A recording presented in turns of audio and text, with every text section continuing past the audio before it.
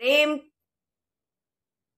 आगे बढ़ता है, किस तरह से प्रेम पगता है, किस तरह से प्रेम रोजमर्रा के जीवन में और निखर जाता है, आपकी कविताओं से हमें पता चलता है। और बाल स्वरूप राही जी को हम सुनेंगे, लेकिन उसके पहले एक बता देती हूं कि इस कार्यक्रम में बने रहिएगा। आगे बहुत ही चटपटी सी बातें आने वाली हैं जिनकी कल्पना आपने की भी नहीं होगी।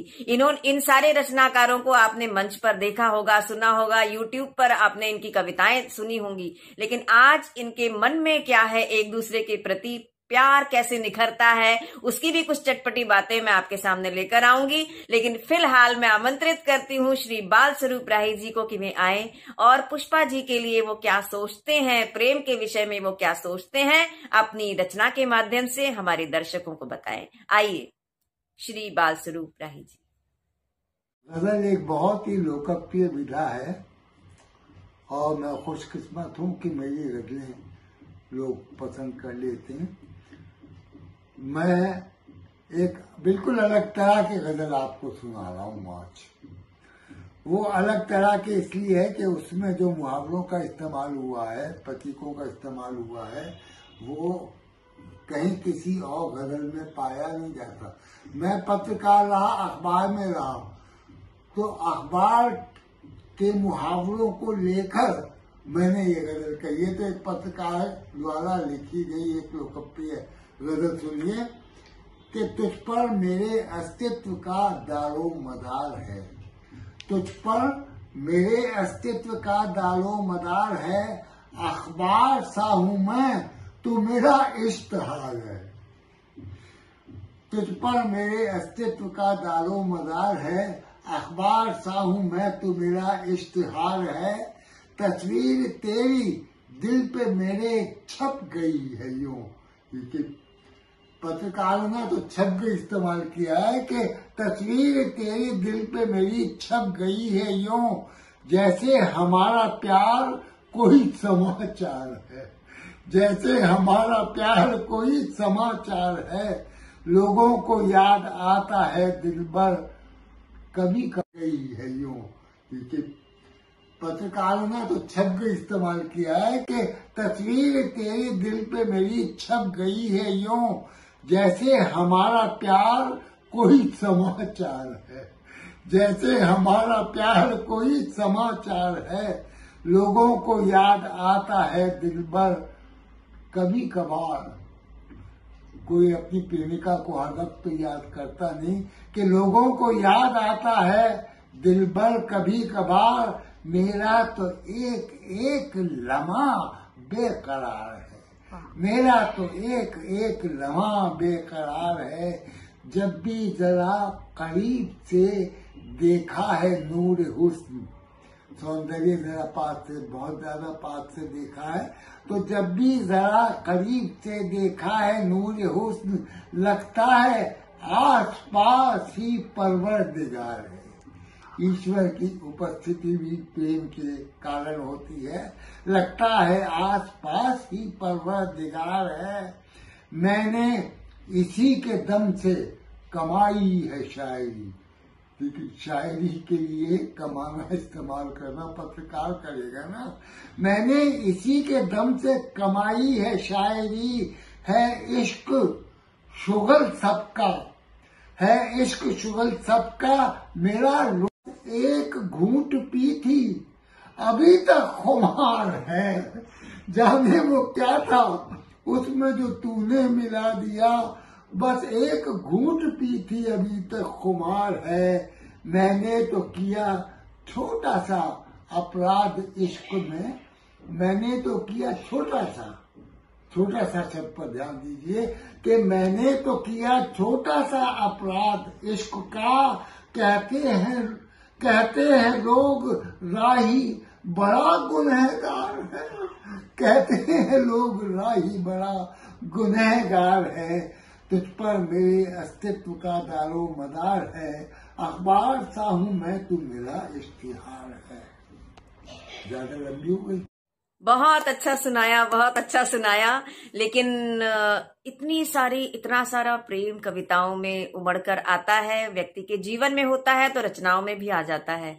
और सभी ने बहुत ही अच्छा यहाँ पर सुनाया। हमारे इस प्रेरणा दर्पण साहित्यिक एवं सांस्कृतिक मंच के नहले पर दहला वैलेंटाइन डे स्पेशल प्रोग्राम में दोबारा से मैं डॉक्टर कीर्ति काले आप सभी का हार्दिक स्वागत करती हूँ। कविताएं तो हमने सुन ली, लेकिन एक ऐसी बात मैं लेकर आई हूं अपने शो में जो इसे बहुत विशेष बनाती है। वो बात ये है कि पति और पत्नी जब साथ में रहते हैं तो उनकी एक दूसरे की कौन सी बात सबसे अच्छी लगती है और कौन सी बात सबसे खराब लगती है, ये निश्चित करना बहुत कठिन हो जाता है, क्योंकि बहुत सारी लंबी लिस्ट बन जाती है। क्योंकि हम जब सोचते हैं कि हमें अपने पति की कौन सी बात अच्छी लगती है तो अच्छाइयों की भी बहुत सारी लिस्ट बन जाती है, और अगर ये पूछा जाता है कि बुरी बात कौन सी लगती है तो उसकी भी बहुत लंबी लिस्ट बन जाती है। उसमें से एक छांट पाना बहुत कठिन होता है। लेकिन हमने पूछा और जवाब दिया गया, तो वो सवाल और जवाब मैं आपके सामने रखती हूँ कि पति और पत्नी की कौन सी बात सबसे अच्छी लगती है और एक कौन सी बात जो सबसे खराब लगती है। आइए सुनते हैं अपने रचनाकारों के मुखारविंद से ही ये बातें। आप बने रहिएगा साथ में नहले पर दहला स्पेशल वैलेंटाइन डे कार्यक्रम में। अपने पति की अच्छाइयों की बात करूं तो मेरे पति में बहुत बहुत खूबियां ही खूबियां हैं।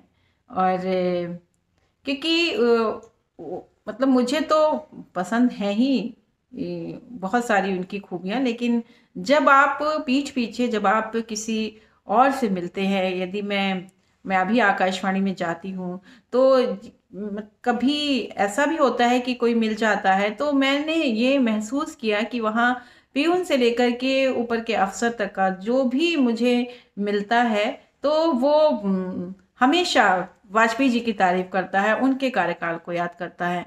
तो जब आपके पति आपके साथ नहीं हैं और आप जहाँ भी जाते हैं, चाहे वो साहित्यिक गोष्ठियों में जाएं, चाहे आप सांस्कृतिक कार्यक्रमों में जाएं, यदि पीठ पीछे भी उनकी कोई हमेशा उनको याद करता है और उनकी बातें आपसे शेयर करता है, उनकी अच्छाइयाँ शेयर करता है, तो ये सब सुन करके मैं बहुत गौरवान्वित महसूस करती हूँ। तो और बहुत उनकी जो बातें हैं, उनकी जो बुद्धिमत्ता है, वो चाहे उनको किसी भी विषय पर और कभी भी कहीं भी बिना किसी तैयारी के वो किसी भी मंच पर किसी भी स्थान पर आप उनको कह सकते हैं किसी भी विषय पर।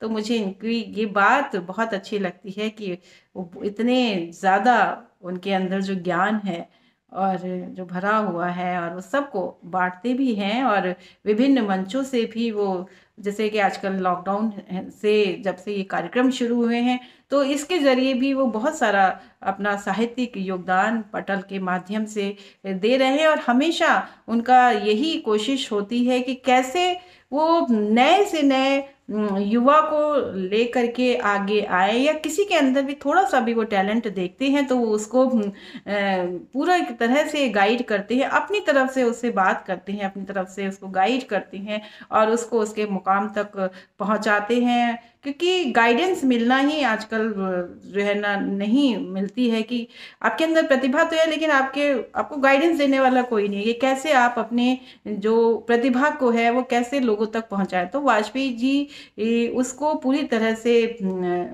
मतलब राह दिखाते हैं कि कैसे वो स्टेप बाय स्टेप किसी मुकाम तक पहुंच सकता है। तो मुझे उनकी ये बात बहुत अच्छी लगती है। जी, मैं लक्ष्मी शंकर वाजपेयी और मुझे ममता जी की कोई खूबी बतानी है, ममता किरण जी की। अब ये मुश्किल काम है, ये प्रश्न पत्र ही थोड़ा वैसा है टेढ़ा कि बहुत सारी खूबियां हैं, कौन सी खूबी बताई जाए। तो लेकिन एक चीज़ है कि मैं खुद इतने साल हो गए मुझे साथ रहते हुए, तो मैं खुद नहीं समझ पाया कि ममता जी में कितनी प्रतिभाएं छुपी हैं। एक उदाहरण देता हूँ। एक जगह प्रोग्राम था और म्यूज़िक का प्रोग्राम था और मुझे गाना गाना था, ममता जी साथ गई क्योंकि हमें फिर आगे कहीं और साथ जाना था। तो अब वहाँ जो एंकर थे उन्होंने स्टेज पे ममता जी को गाने के लिए बुला लिया। अब अचानक से बुला लिया, लेकिन वो बिना किसी रिहर्सल, बिना किसी उसके, वो जो ट्रैक चला और ममता जी ने क्या अद्भुत गाया है वहाँ पे, मतलब वो जो एक तरह से बेस्ट परफॉर्मेंस होती है उस तरह का।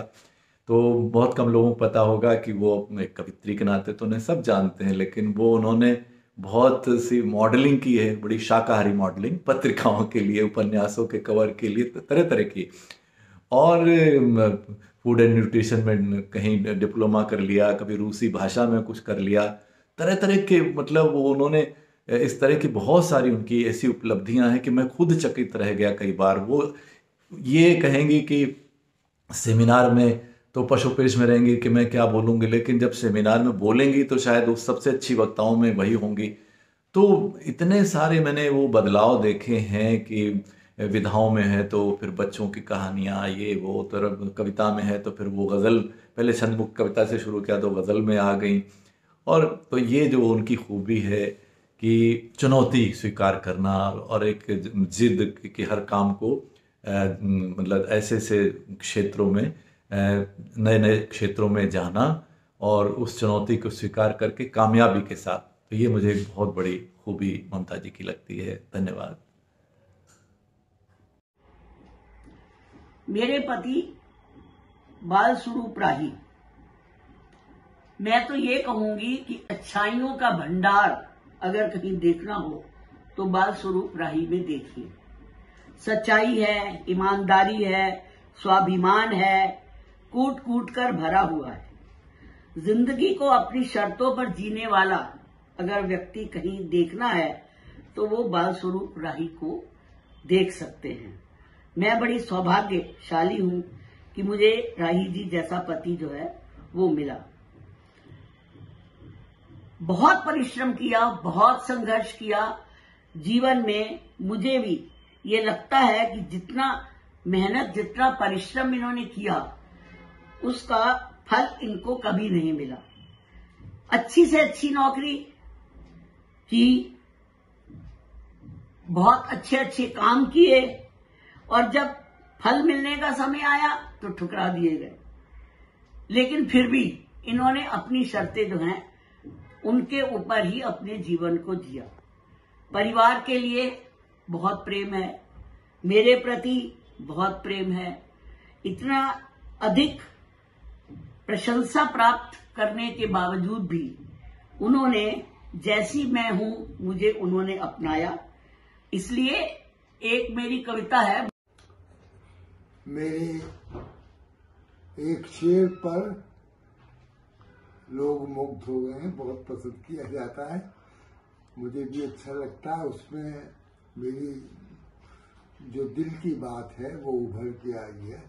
वो इस तरीके से है वो शेर, हम पर दुख का पर्वत टूटा तब हमने दो चार कहे, और उस पे भला क्या बीती होगी जिसने शेर हजार कहे। तो मुझे बहुत संघर्षों में से गुजरना पड़ा है और उसका सबसे बड़ा कारण है स्वाभिमान। पर ये लगता है कि स्वाभिमान ही ना हो तो फिर कभी कैसा। मुझे जो मेरे स्वाभाविक अधिकार हैं वो मुझे नहीं प्राप्त हो सके और मुझे जीवन में बहुत संघर्ष करना पड़ा। यहाँ तक कि अगर ये पुष्पा मेरी जिंदगी में आई ना होती तो शायद मैं सड़क पर होता, क्योंकि मैंने कहा भी था कि खाक सड़कों की बड़े शौक से छानी हमने, हमको जीने न दिया आग का पानी हमने। इस तरह के तो हमने सड़कों पर भी खाक छानी है और उस खाक को मेरी पत्नी पुष्पा राही ने सोने में बदल दिया है। वो मेरी बहुत ही प्रिय जीवन संगिनी है। विभा मिश्रा सहारनपुर से। नहले के दहला कार्यक्रम में आपने सवाल किया है कि आपके पति की कौन सी अच्छी आदत है, और मैं अच्छी आदत ये है कि इनको बहुत ही कोमल हृदय के कोमल व्यक्ति हैं। ये थोड़ी सी भी बात इनको चुभ जाती है, उसे मैं इनको समझाती रहती हूँ कि इतनी छोटी सी बात को मन पे मत लिया करो।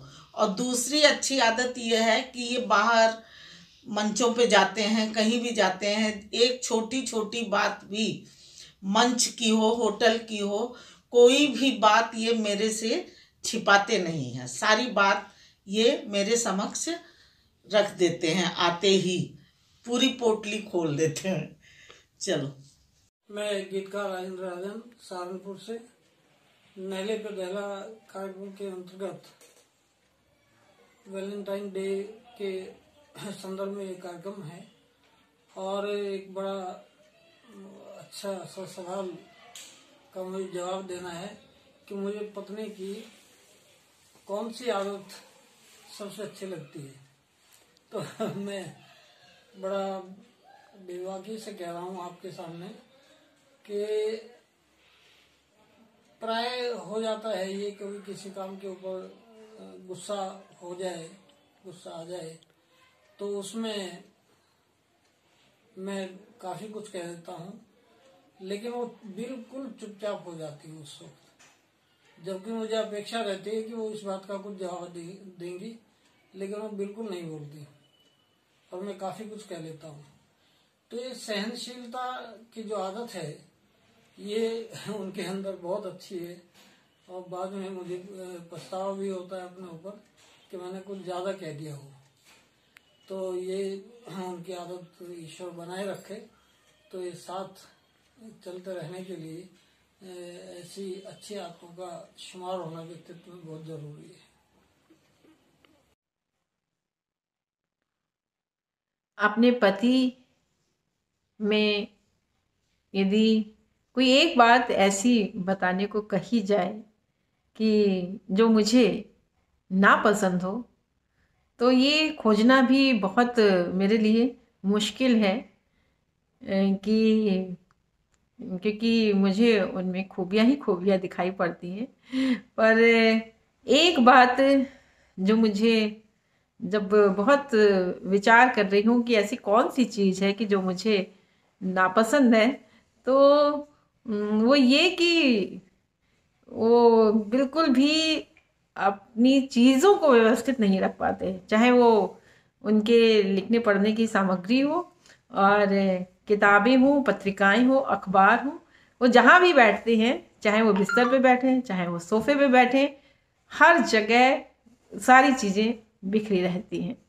तो ये मुझे थोड़ा सा नागवार गुजरता है कि भाई कम से कम इन चीज़ों को व्यवस्थित तो कर लो। और तो चलिए कोई बात नहीं, चलता है। वो मैं घर में रहती हूँ तो हर समय उसको संभालती रहती हूँ। वो जहाँ से यदि बिस्तर में से उठे तो फिर वहाँ से चीज़ों को समेटती हूँ। यहाँ ड्राइंग रूम से सोफे से उठ करके गए तो फिर मैं सोफ़ा ठीक करती हूँ और वहाँ से सारी चीज़ें, उनके जो सारे अखबार फैला के बैठे होते हैं या मैगजीनें फैली हुई हैं या किताबें फैली हुई, तो उनको समेटती हूँ।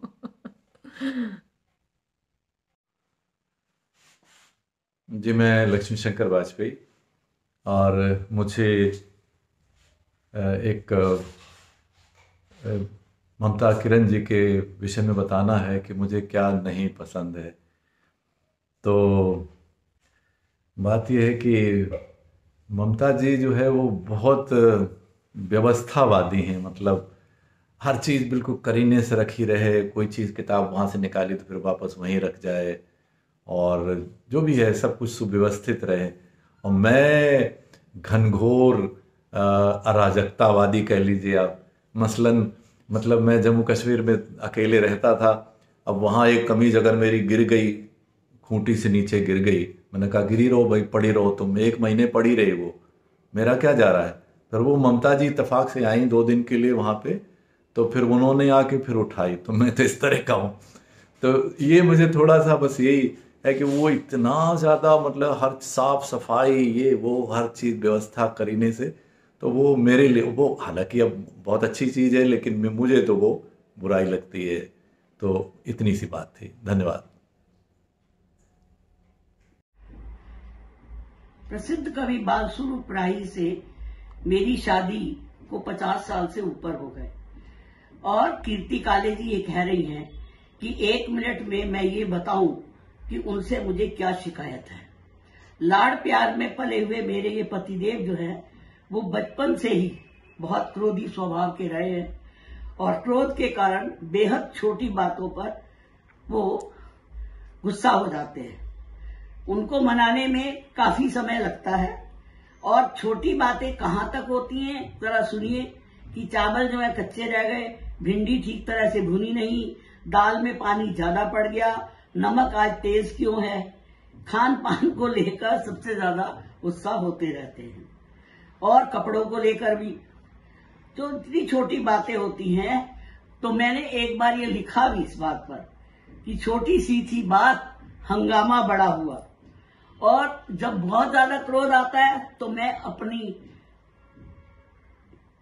सारा क्रोध जो है वो कविता में निकाल देती हूँ।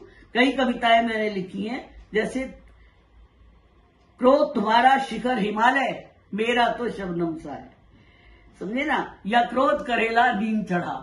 तो इस तरह से चलता रहता है। छोटी छोटी बातें हैं, घर में गृहस्थी में इस तरह की शिकायतें तो चलती।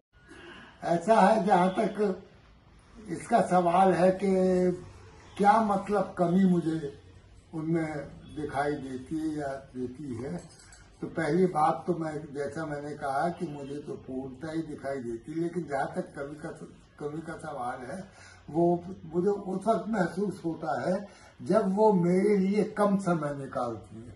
और ये शुरू से है। हम जब शादी नहीं भी हुई थी तो हम बस स्टॉप पर मिलते थे या फिर कहीं रेस्टोरेंट में बैठ के चाय वाय पीते थे। तो मैं बस स्टॉप पर इंतजार करता रहता था उसका काफी देर, और जब मतलब उन्हें जाना होता था तो फिर वो बस को देख के ऐसी भागती थी कि मुझे टाटा बाई तक नहीं करती। तो ये जो इनकी एक अपने में व्यस्तता और जल्दबाजी है, इससे जरूर मुझे कभी कभी दिक्कत होती है। अन्यथा तो वो अपना पूरा समय मुझे देती हैं और मेरा ख्याल रखती हैं। मैं विभा मिश्रा, नहले के दहला कार्यक्रम में वैलेंटाइन डे के उपलक्ष्य में आपने सवाल किया कि राजन जी की बुरी आदत कौन सी है। आपको शायद नहीं लगती होगी वो आदत बुरी, मुझे लगती है, क्योंकि मेरे ऊपर पूरे घर का बोझ है। कभी कभी मैं उलझन में फंस जाती हूँ कि ये इनका करेक्ट टाइम 10 बजे खाने का है तो इनको 10 बजे नाश्ता चाहिए। उसमें चाहे मैं दूसरे काम में अगर बिजी हूँ तो ये उसमें समझौता नहीं करते। 1 बजे दोपहर में भोजन चाहिए, इनकी तरफ से अगर 2 बजे हो जाए तो कोई दिक्कत नहीं है। ये कहीं बाहर गए हैं और 2 बजे आ रहे हैं तो मैं कहूँगी आज कैसे लेट हो गई, वो तो मेरा अपना काम था। और अगर मेरी तरफ से लेट हो जाए, अच्छा तुमने तो मेरा सारा रूटीन ही बिगाड़ दिया है, तुम दोपहर का खाना 2 बजे दोगी तो रात का खाना मैं कब खाऊंगा। तो ये आदत, ये समझौता नहीं करते मेरे साथ, इसमें मैं कभी कभी घर में परेशान हो जाती हूँ। मैं राजन गीतकार सहारनपुर से आपके बीच हूँ और नहले पे दहला कार्यक्रम के लिए वैलेंटाइन डे के संदर्भ में ये कार्यक्रम है। तो इसमें एक सवाल मुझसे पूछा है कि पत्नी की वो कौन सी आदत है जो आपको सबसे खराब लगती है। अब ये सवाल तो एक है लेकिन 2 भागों में बांटा जा सकता है। दिन में कौन सी आदत खराब लगती है, रात को कौन सी आदत खराब लगती है।